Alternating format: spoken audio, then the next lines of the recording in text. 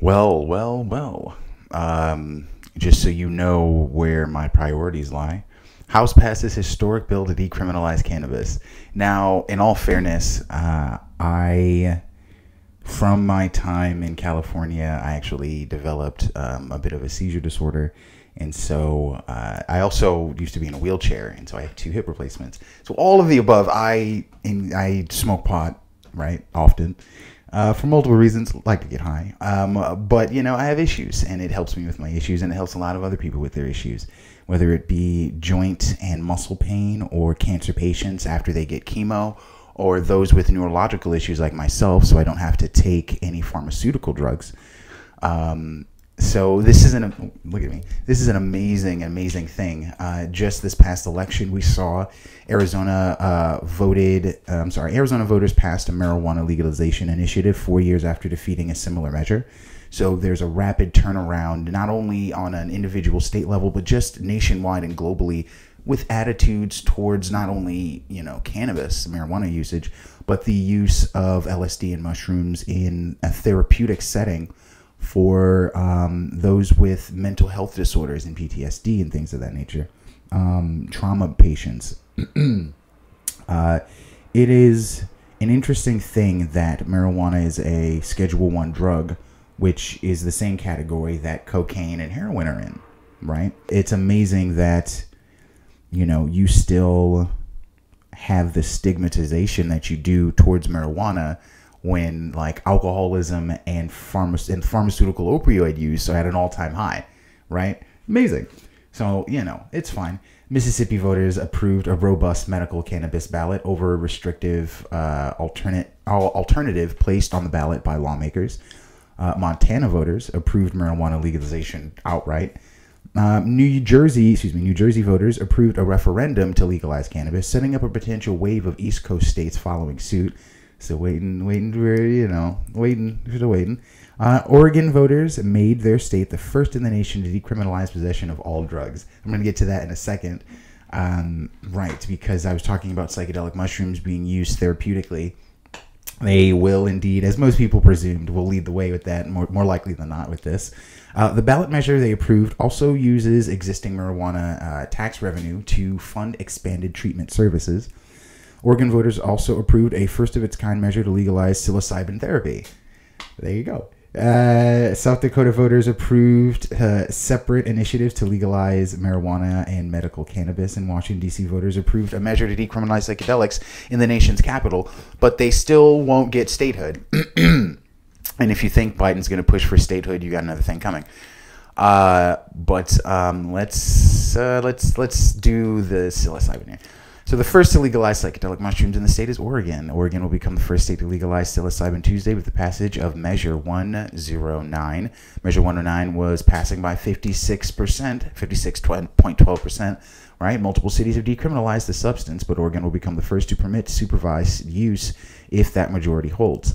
The measure, backed by Chief Petitioner's wife and husband Sherry and Thomas Eckert of Beaverton, will allow regulated use of psychedelic mushrooms in a therapeutic setting. It creates a 2-year period during which regulatory details will be worked out, including what qualifications are required of therapists overseeing its use. The Eckerts, both psychotherapists, told the Oregonian Oregon Live that psilocybin could help people struggling with issues from depression to anxiety to addiction. It helped me tremendously. That's a story for another video, perhaps my other channel. But and again, it's a therapeutic setting. So it isn't like you go to Burning Man and that's not how this works. Really these substances help you in a guided tour of yourself, right? Hopefully guided. Obviously it can be misguided or not guided at all, and therein lies like the chaotic moments of bad trips and things like that. But my initial run-in with these substances was very therapeutic, and it helped me to face the things that on a conscious level I had gotten to a point where I knew what it was that I needed to deal with and was unwilling. I simply did not concern myself with it. It removed the apathy, the conscious apathy that one can possess when they're cognitive and sober, you cannot have with these substances, and you are you are forced to face that inner shadow self, and it's a tremendous experience.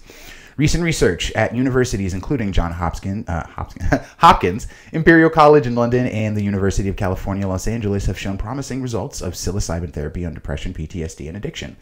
We need options, and this is a valid therapeutic option that could help thousands of people, Tom Eckert told the Oregonian Oregon Live in September. The new law will allow anyone age 21 or older who passes a screening to access the services for personal development. And that's another thing. If you have like a deep-seated, tremendous, like psychological issues, something like you're schizoaffective or stuff like that, then you probably will not be, placed in those sort of therapies. And I mean, that's part of the process. But the law won't mean that magic mushrooms have the same legal status as cannabis. Instead, it will allow psilocybin to be stored and administered at licensed facilities. Another measure on the year's ballot, Measure 110, will decriminalize possession of small amounts of drugs, including psychedelic mushrooms. That measure passed Tuesday.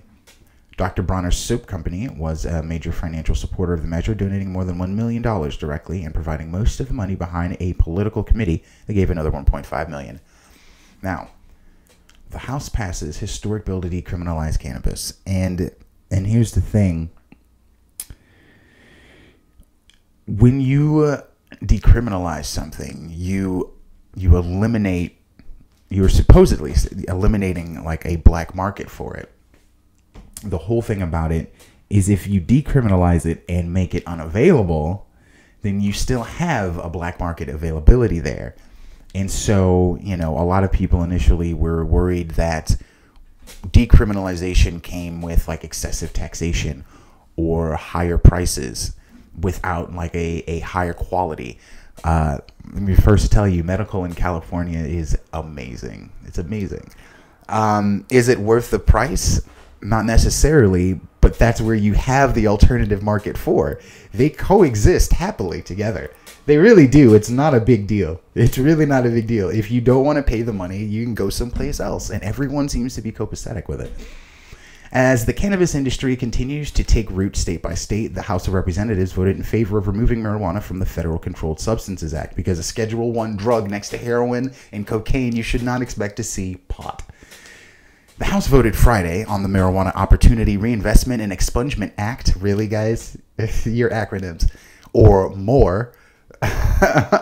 Which decriminalizes cannabis and clears the way to erase nonviolent federal marijuana convictions. There we go. The Senate is unlikely to approve the bill. Yeah, we know that. But still, it is you have to make these, and people get all mad and they grow. You have to make these steps to make it a conversation, to make it a possibility.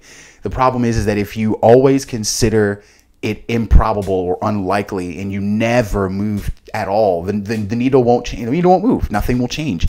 You have to put it forward.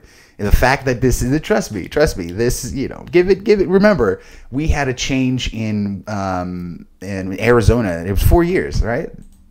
The cannabis, you say the first thing. And so the turnaround was, 4 years, Arizona passed a marijuana legalization initiative 40 years after defeating a similar measure. A turnaround that fast. In the last 10 years, nationwide, the attitudes and stigma towards marijuana has changed dramatically. I'm very hopeful. The MORE Act also creates pathways for ownership opportunities in the emerging industry, allows veterans to obtain medical cannabis recommendations from veteran affairs doctors. I know a lot of vets who would really appreciate that, and establishes funding sources to reinvest in communities disproportionately affected by the war on drugs. Black communities. Minority communities. It should be more specific. Excuse me. More general, rather. Friday's vote was the first time a full chamber of Congress has taken up the issue federally of decriminalizing cannabis. Of the vote count, 222 Democrats were in favor of passing the MORE Act, and 6 were against it. 5 Republicans voted in favor of it, and 158 voted against passing it. So they voted along ideological lines. There were a couple of purple folks in there, and purple Democrats who voted against it. And you got some rhino Republicans, and then, the 158 who were just hyper conservative. So it seems this was more politically driven than anything else, right? Because who would be, you would not find, well, I don't know. I should go check what the Gallup will be on that. But you would generally, I would expect, not find staunch conservative people being in favor of it. I mean, we're talking from generations, back in the 50s and the 60s, these people were growing up. They more likely are still adhering to the reefer madness concept of marijuana. Also, who would be in favor of legislation like this? Your initial idea would be like, oh, well, people in inner cities and minorities like that. But again, I feel like nationwide, the attitudes towards pot are very much changing. But at least as far as this bill goes, they very much voted along party ideological lines.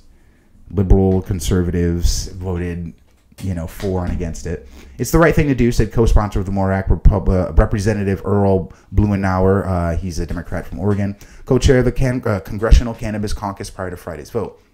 For too long, the war on drugs has targeted young people, especially black people, and rejected the advice of experts.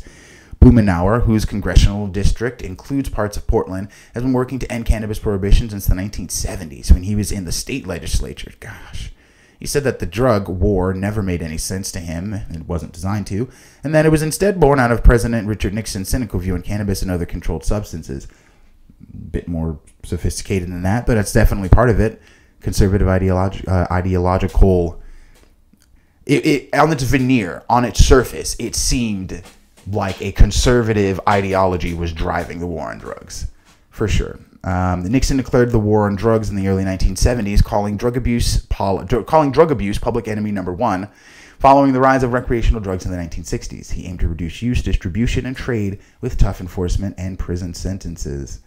And then we had mandatory minimums, and Blumenauer said that unlike heroin and cocaine, both of which are also Schedule I drugs, cannabis is not addictive. It's psychologically dependent. You can become psychologically dependent. And I mean, anything very much can be addictive, right? Anything in moderation, everything in moderation.